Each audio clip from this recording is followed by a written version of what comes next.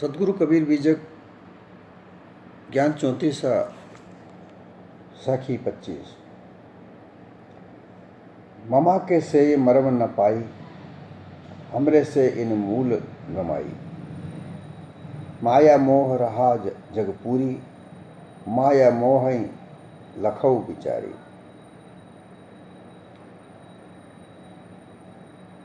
सदगुरु कहते हैं कि जो मोह माया संसार में फैली हुई है, इसमें बंधकर ये चेतन स्वरूप जीव अपने आप को भूल जाता है।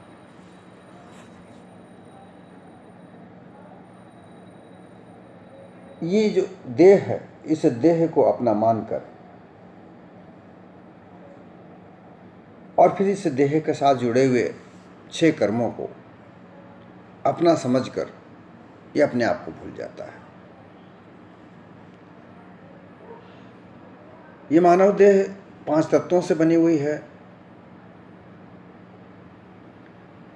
और इन 5 तत्वों से सूक्ष्म अति सूक्ष्म अंश अलग अलग भिन्न भिन्न प्रकार के अंग प्रत्यंग इस शरीर में बने हुए हैं, जिसमें 5 कर्मेंद्रियां, मुख, हाथ, पांव, जिह्वा, लिंग इत्यादि। 5 ज्ञान इंद्रियां हैं, जिसमें कान, आँख, त्वचा,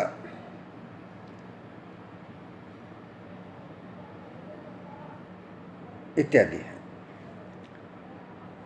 ये सब और फिर मन, चित्त, बुद्धि, अहंकार, विषय वासना, विषय, ये सब जड़ तत्वों के अलग अलग सूक्ष्म अति सूक्ष्म स्वरूप है। चेतन इनसे भिन्न है। ये जो चेतन स्वरूप जीव है, ये सब इनसे भिन्न है। चेतन और जड़, ये 2 जातियां हैं। ये एक नहीं है, ये दोनों अलग अलग हैं। कई बार प्रश्न ये उठता है कि जड़ पदार्थों के बने हुए जो मन, चित्त, बुद्धि, अहंकार है, ये कैसे कार्य करते हैं? ये तो जड़ हैं।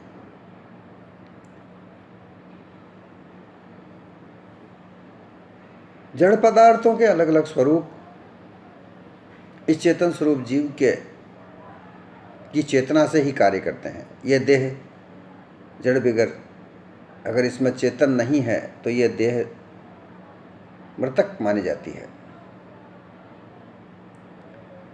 और इसी चेतन स्वरूप जीव की चेतना से ही इंद्रियां कार्य करती हैं। भूख प्यास का आभास होता है। सभी प्रकार के दुख सुख, लाभ हानि, जन्म मरण, बूढ़ा जवान, बालक, रोगी निरोगी, सुखी दुखी, ये सब भास जो है इंद्रियों के द्वारा जीव तक पहुंचता है। ये जो चेतन जीव है, ये चेतन जीव हमेशा अपने निस्वरूप में स्थित होता है।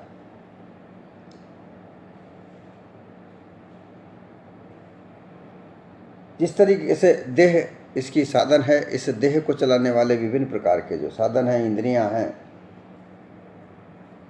विषय हैं, इनका भोग है, ये सब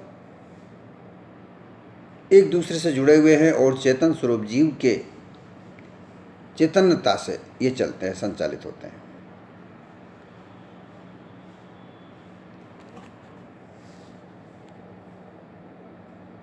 सदगुरु कबीर इस साखी के द्वारा ये कहना चाहते हैं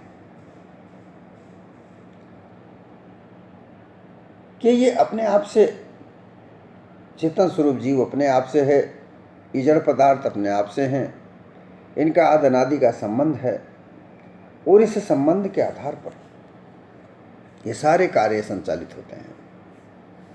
ये स्वाभाविक हैं, निर्विकार हैं। ये जितने भी कार्य संसार में हैं वो निर्विकार रूप से अगर हों तो ये स्वाभाविक हैं, परंतु इनमें विकार है, मोह का, लोभ का, लालच का, अपने स्वार्थ का। तो फिर ये विकृत हो जाते हैं, और जब ये विकृत हो जाते हैं इनको पूर्ति करने के लिए विभिन्न प्रकार के छल कपट पाखंड का सहारा लिया जाता है। ये सब मन के आधार पर होता है। ये सब सूक्ष्म रूप से मन इनका संचालित करता है। मन में विकार उत्पन्न होते हैं, उन विकारों के आधार पर ही इन विषय भोगों का संसार बनता है।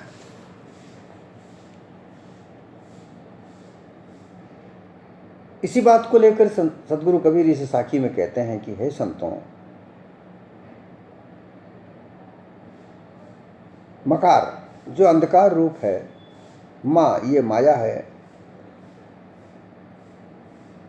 माँ मन की आसक्ति है, और माया काया है। ये माया काया के जो विभिन्न प्रकार के संबंध हैं ये मोह के कारण बनते हैं, मोह माया से ही बनते हैं। अन्यथा ये चेतन स्वरूप जीव ना किसी का पुत्र है, ना पिता है, ना पति है, ना पत्नी है। ये अकेला आता है, अकेला जाता है। जब ये आता है अकेला जन्म लेता है, जन्म लेने के बाद ये किसी का पुत्र बनता है, किसी का भाई बनता है, फिर आगे चलकर ये किसी का पति बनता है, पिता बनता है, चाचा, नाना, मामा, दादा, ये इत्यादि बनता है। और यही इसके बंधन के जो मोह ममता होती है ये इस में स्वाभाविक रूप से बनता है, परंतु मोह के कारण इनमें आसक्तियां ये जगाकर आसक्ति के कारण विकृत रूप बनाता है।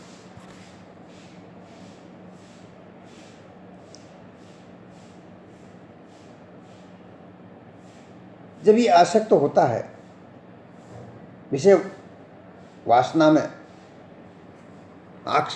आसक्त होकर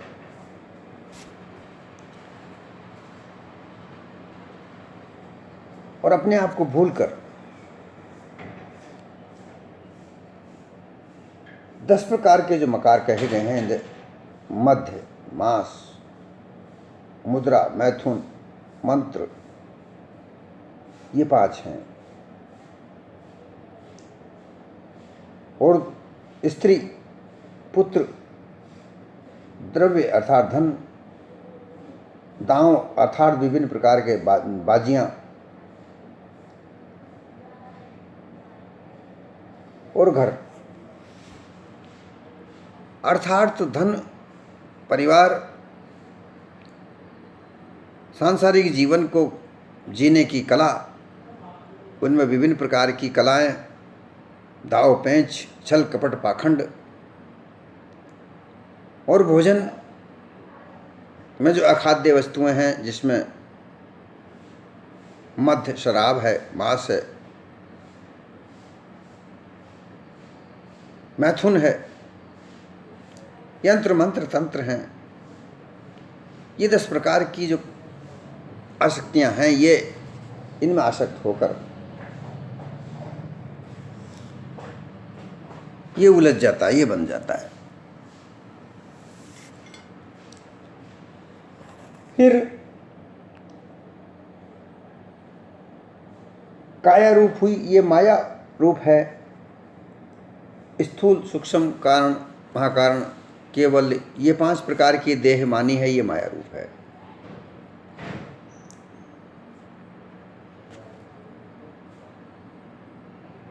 माया रूप गुरुआ लोगों के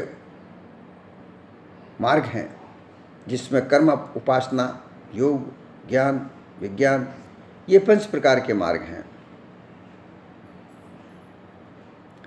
ये 10 प्रकार की माया है, माया के स्वरूप हैं।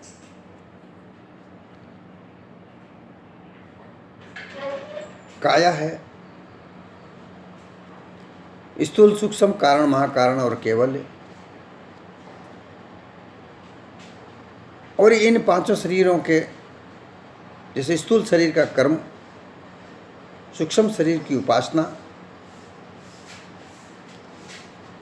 कारण शरीर का योग, महाकारण शरीर की ज्ञान और केवल शरीर का विज्ञान, ये पंच मार्ग हैं।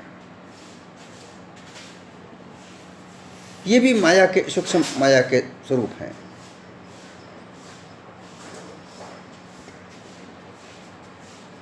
ये झीनी माया और मोटी माया में जो स्थूल शरीर के साथ जो संबंध जुड़े हुए हैं, इन संबंधों में विभिन्न प्रकार के संबंध आते हैं। पिता पुत्र, माता बहन भाई, स्त्री, नाना मामा चाचा,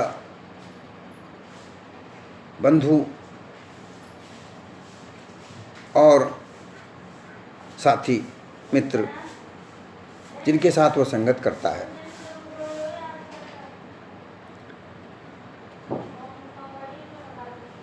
फिर उसी के आधार पर आगे चलकर खानी भाग बनता है।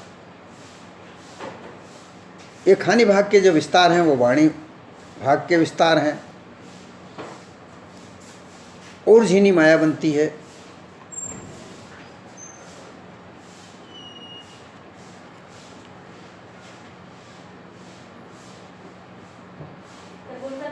जैसे अनेक प्रकार की माया के लेकर के जो सेवन है, उसकी सेवा, उपासना, भाव, भक्ति सदा करते रहने से सबकी बुद्धि भ्रष्ट हो जाती है, विपरीत मंद हो जाती है।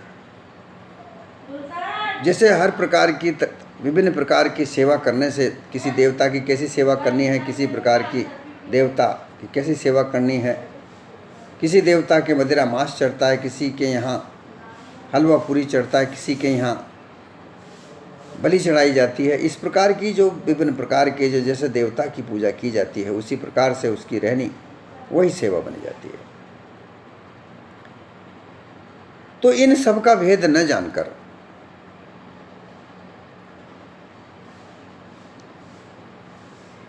और जो अपना मूल स्वरूप है, ये चेतन स्वरूप जीव अपना मूल स्वरूप को भूलकर अल्पज्ञ हो जाता है।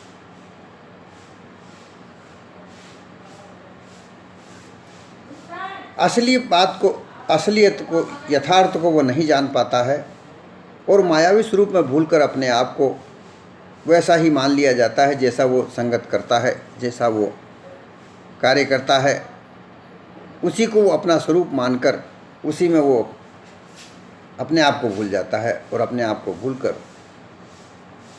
भ्रमजाल में उलझ जाता है।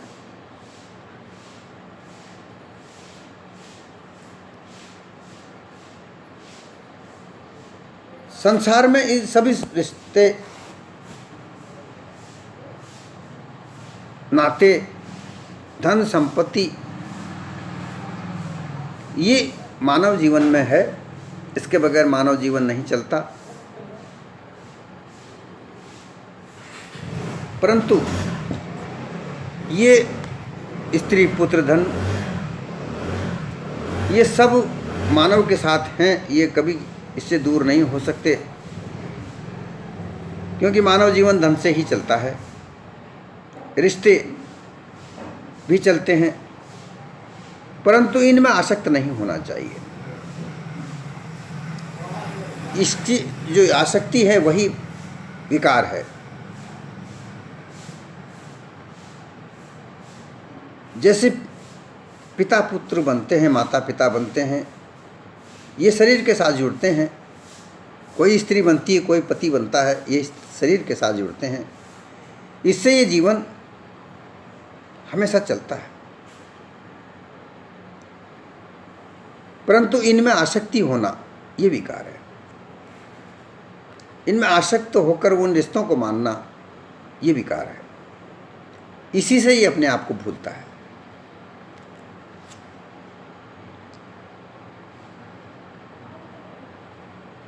फिर भक्ति के मार्ग में या ज्ञान के मार्ग में विभिन्न प्रकार के वेद, पुराण, कुरान, फुरकान, विभिन्न प्रकार के विभिन्न धर्मों के अलग अलग ग्रंथों को पढ़कर उनको अपना मानना, धर्म विशेषों को अपना धर्म मानकर उनमें चलना, चाहे वो गलत हो, चाहे उनमें विकार हो, कैसा भी हो, उनको मानकर अपने आप का जीवन उसी में वैसा ही बना लेना, ये विकार है।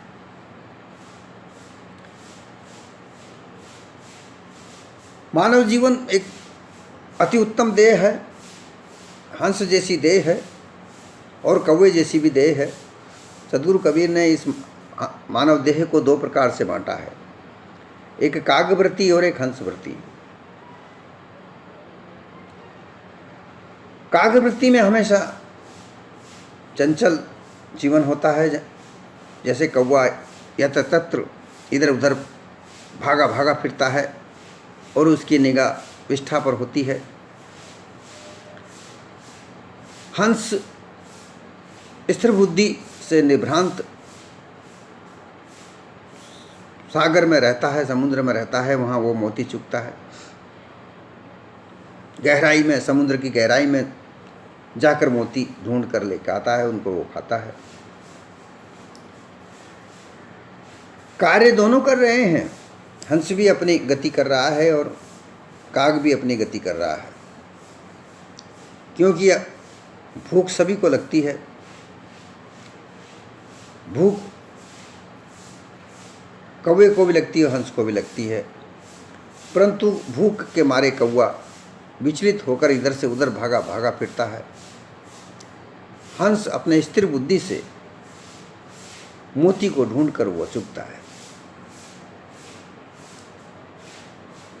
अविकारी जीवन और विकारी जीवन का भली भांति से अंदाजा कागवृत्ति और हंसवृत्ति से लगाया जा सकता है। ये साहिब ने एक उदाहरण देकर के समझाया, मानव जीवन को समझाने का एक अच्छा सा उदाहरण दिया है। फिर इसके बाद अब ये तुम्हारे ऊपर निश्चित करता है कि तुम कागवृत्ति से जीना चाहते हो या हंसवृत्ति से जीना चाहते हो। लोग कहते हैं हम हंस हो जाएं, परंतु दूसरे नहीं बनने देते। यहाँ एक विचार उठता है कि क्या वास्तव में कोई हंस नहीं बनने देता या कोई जबरदस्ती काग बनाता है? ऐसा ही सांसारिक जीवन में होता भी है। कुसंगी लोग संगी लोगों को जो अच्छी संगत करने वाले लोग हैं उनको अपनी तरफ आकर्षित करते हैं, लेकिन अगर उन पर विचार करके हम उस संगत को न प्राप्त करना चाहें, उस संगत को न करना चाहें तो नहीं कर सकते। कहीं ना कहीं हम उस आकर्षण में आकर, उनकी बातों में आकर जो बहकाते हैं, उनके बहकावे में आकर हम उनका संग करना चाहते हैं। गांजा पीने वाले, शराब पीने वाले, व्यभिचार करने वाले, जुआ खेलने वाले लोग अच्छी संगत करने वाले लोगों को अपनी तरफ आकर्षित करके वो अपने गुट में मिलाते हैं, वो अपनी संगत में मिलाते हैं। और जो लोग दृढ़ निश्चय होते हैं कि हमें कुसंगत नहीं करनी, वो नहीं, उनके झांसे में नहीं आते हैं, वो उनका संग करना ही छोड़ देते हैं। और जो उनके झांसे में, प्रलोभन में आ जाते हैं, वो उनका संगत करना आरंभ कर देते हैं और वो अपना जीवन कुसंगी होकर बिताते हैं।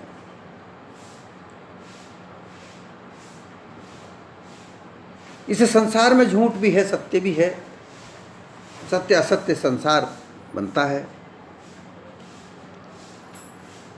परंतु ये तुम्हें निश्चय करना है कि तुम्हें सत्य चाहिए या असत्य चाहिए। अगर तुम सत्य के पक्षधर हो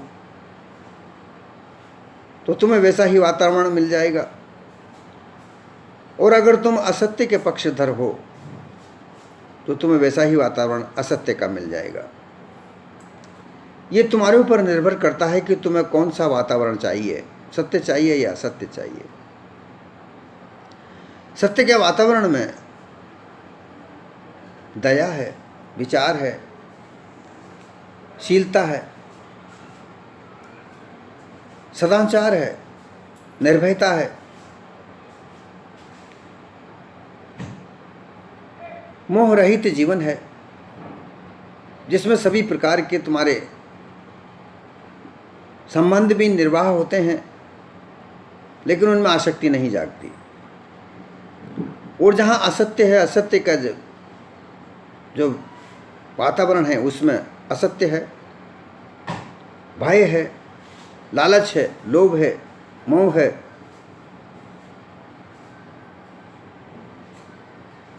उसमें आपको हमेशा डर लगा रहेगा, भय लगा रहेगा, स्थिर बुद्धि नहीं रहेगी, विचलित स्थिति रहेगी, विकार उत्पन्न होते रहेंगे।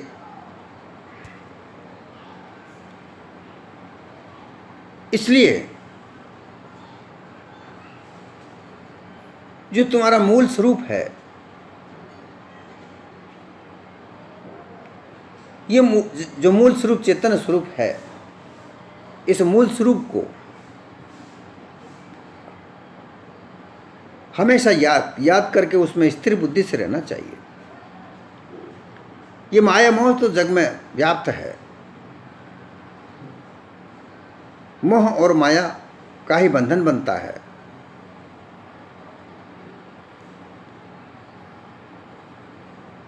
जो भी स्वरूप हम देख रहे हैं ये मायावी स्वरूप है।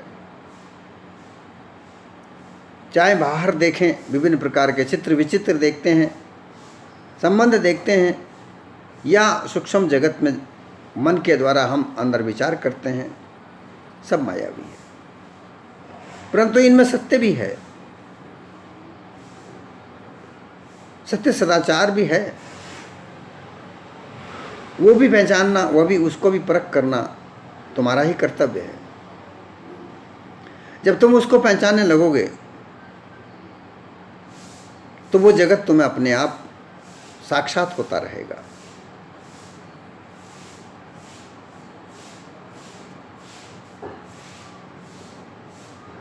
माया मोह है लखऊ विचारी। इस माया का जो मोह है इसको तुम विचार से जान सकते हो। इसे जानने के लिए तुम्हें सत्य का आधार चाहिए, असत्य का नहीं। अगर असत्य का आधार रखोगे तो माया और मोह का स्वरूप तुम्हें नजर ही नहीं आएगा, विकार तुम्हें नजर आएगा ही नहीं। इसको जांचने के लिए, इसको जानने के लिए तुम्हें सत्य का आधार चाहिए। और सत्य का आधार कभी झूठ ना बोले, किसी से छल कपट पाखंड ना करे, सदाचार की क्रिया करे, सदाचार के साथ अपना जीवन व्यतीत करे, छल कपट पाखंड को दूर रखे। ये सत्य का आधार है। विचार, सत्य के आधार को विचार के आधार पर आगे बढ़ाए। हमेशा विचार करके जो भी कार्य करे, विचार करे। कोई भी कार्य करे उसके आगे पीछे का विचार करे, उसके सारे पहलुओं पर विचार करे। विचार करने के बाद में उस कार्य को करे। फिर विचार अगर जल्दबाजी में किया जाएगा, विचार नहीं हो सकता। विचार को करने के लिए धैर्य की आवश्यकता होती है, अर्थात स्वच्छ स्थिर बुद्धि से करना चाहिए। चलायमान बुद्धि से विचार नहीं हो सकता, इसलिए उसकी धैर्य की आवश्यकता है। विचलित न होते हुए स्थिर बुद्धि से जो विचार किया जाता है वो धैर्य है। शीलता के साथ, अर्थात नम्रतापूर्वक लगनशील रहे, किसी दूसरे को कष्ट न हो,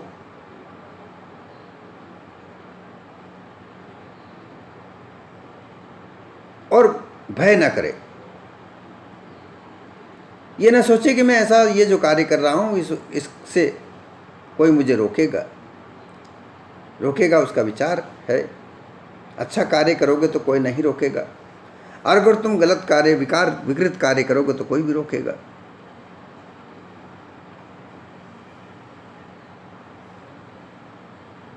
ये सब विचार करके इस जीवन को चलाना चाहिए। और ऐसा विचार कब प्राप्त होगा? जब सच्चे सतगुरु की शरण में जाकर उनसे पारख बोध प्राप्त करो। जब तक पारख बोध प्राप्त नहीं होता, पारख की परख नहीं आ जाती, तब तक तुम ये सब नहीं परख सकते। तब तक तुम मोहजाल के बंधन में बंधे हुए, जड़ा अध्यासी होते हुए बंधन में बंधे रहोगे।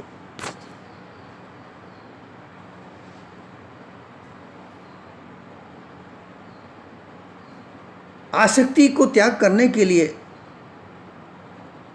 संगत को बदलना चाहिए, सत्संग करना चाहिए, कुसंग न करे। कुसंग से मोह बढ़ता है, लोभ बढ़ता है, लालच बढ़ता है, क्रोध बढ़ता है, बुद्धि स्थिर नहीं होती, चित्त भंग होता है। इसलिए सर्वप्रथम सत्संग का अर्थात सत्य का संग करे, असत्य को त्याग दे। जैसा कि संसार में सत्य भी है और असत्य भी है, ये तुम्हारे ऊपर निर्भर करता है कि तुम्हें सत्य के साथ रहना है या असत्य के साथ रहना है। इसलिए तुम्हें असत्य को त्याग करके सत्य के साथ रहना है। इस जीवन को सत्य के साथ जोड़कर हमेशा उसी के साथ रहना है। जब तुम सत्य के साथ रहोगे तभी तुम निश्चल निष्कपट विचारधारा को प्राप्त कर सकोगे। अन्यथा असत्य के साथ जाने के बाद विभिन्न प्रकार के तुम्हें गुरुआ प्रपंची मिलेंगे, व्यभिचारी लोग मिलेंगे जो तुम्हें कुसंगत में लगाएंगे। गुरुआ प्रपंची लोग तुम्हें काल्पनिक मार्ग पर लगाएंगे जहाँ सत्य की प्राप्ति नहीं होगी। तुम्हारे अपने स्वरूप को भुलाकर वो एक काल्पनिक अनुमान स्वरूप में लगा देंगे, और सत्य के मार्ग पर चलकर सच्चे सद्गुरु की शरण में जाकर तुम अपने निस्वरूप की प्राप्ति कर सकते हो, पारख बोध प्राप्त कर सकते हो, जिसके प्राप्त करने से तुम सत्य असत्य का परख कर सकते हो। जैसे सोना परखने के लिए सुनार के पास एक पत्थरी होती है जिसको सोने की परख करने की कसौटी कहते हैं, परंतु उस कसौटी पर सोने की परख वह जोहरी ही कर सकता है, वो सुनार ही कर सकता है, अन्य व्यक्ति नहीं। और वो परख उसको उसके गुरु के द्वारा प्राप्त होती है, जिसके यहाँ वो काम सीखता है। इसी तरीके से सत्य असत्य का परख करना पारक सद्गुरु के द्वारा प्राप्त होती है। पारक सद्गुरु की शरण में ये परख प्राप्त होती है, जिससे हम सत्य और असत्य की परख कर सकते हैं। अन्यथा कर्म उपासना योगी ज्ञानी ये सत्य असत्य का परख नहीं कर सकते। ये हजारों साल की जो मनमानिंदियां हैं, आसक्तियां हैं, जो जड़ अध्यास है, उन्हीं के आधार पर जीवन बनाते हैं। खुद का जीवन वैसा ही बनाते हैं और जो इनके साथ जुड़ता है उनका भी जीवन वैसा ही बना देते हैं, और अपने निस्वरूप को भूलकर कल्पना अनुमान में लगे रहते हैं जहाँ असत्य है।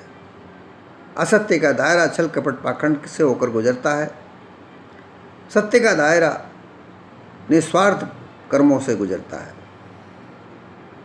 संसार में दो ही प्रकार के कर्म हैं, स्वार्थी और परमार्थी। स्वार्थी कर्मों से जीवन बंधनमय होता है और परमार्थ कार्य से जीवन निर्बंधन होता है, पारखी होता है, सुखमय होता है,